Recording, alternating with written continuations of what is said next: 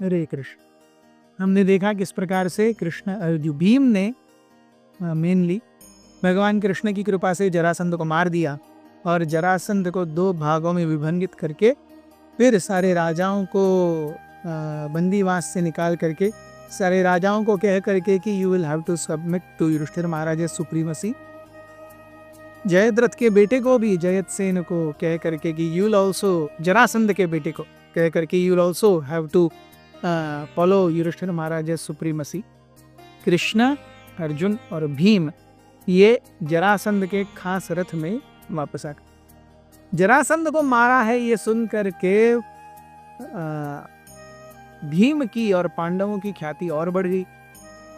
हर कोई उनसे डरने लगा और पांडवों का भी व्यवहार सबसे ऐसा था कि किसी को उनसे डरने की जरूरत नहीं थी।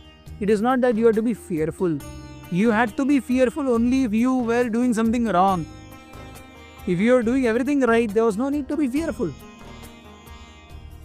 जब वापस आ गए तो थोड़े दिन रहने के बाद में कृष्ण ने युधिष्ठिर महाराज से कहा अब मैं वापस जाना चाहूँगा टू द्वारका।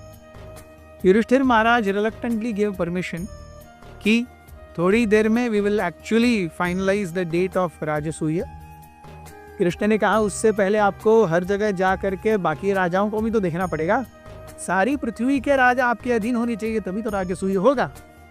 तो जब ये हो जाएगा और राजसूय की डेट की फिक्स हो जाएगी मैं ज़रूर आऊँगा, ऐसा वचन दे करके कुंती और द्रौपदी से मिल करके और सुभद्रा से मिलने के बाद कृष्ण वापस द्वारका चले गए।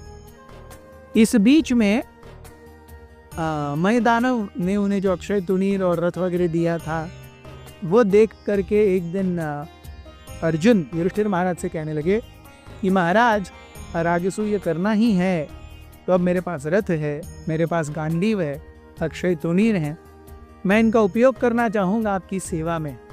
प्लीज़ गिव मी परमिशन कि मैं उत्तर भाग में जाऊँ और वहाँ पर जितने ज़्यादा राजा हैं उनके पास जितना ज़्यादा धन है उन राजाओं को कॉन्कर करके जीत करके उनका धन भी आपकी सेवा में लाने के लिए उनके टैक्सेस के रूप में आपकी सेवा करो। Please give me this permission.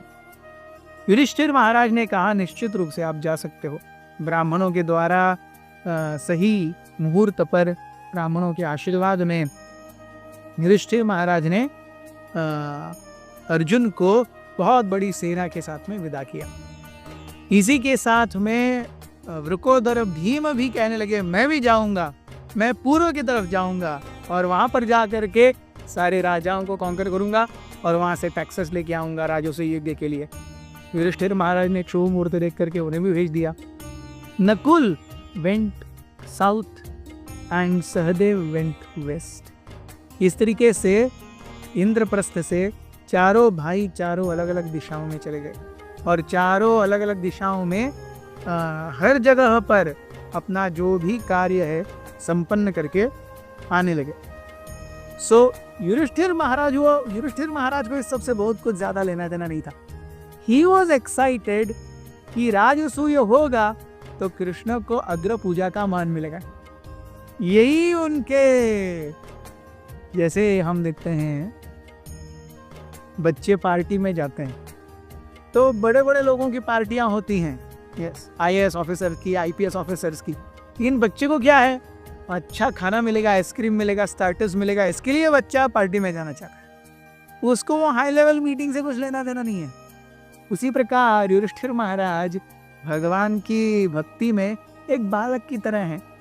He wants to do Rajasuya not because he will be crowned as Chakravarti Samrat. Yudhishthir Maharaj wants to do Rajasuya because it will tell everyone that Krishna is the supreme personality of Godhead. We see this consciousness is Krishna consciousness. Thank you very much. Hare. अथ श्री महाभारत कथा।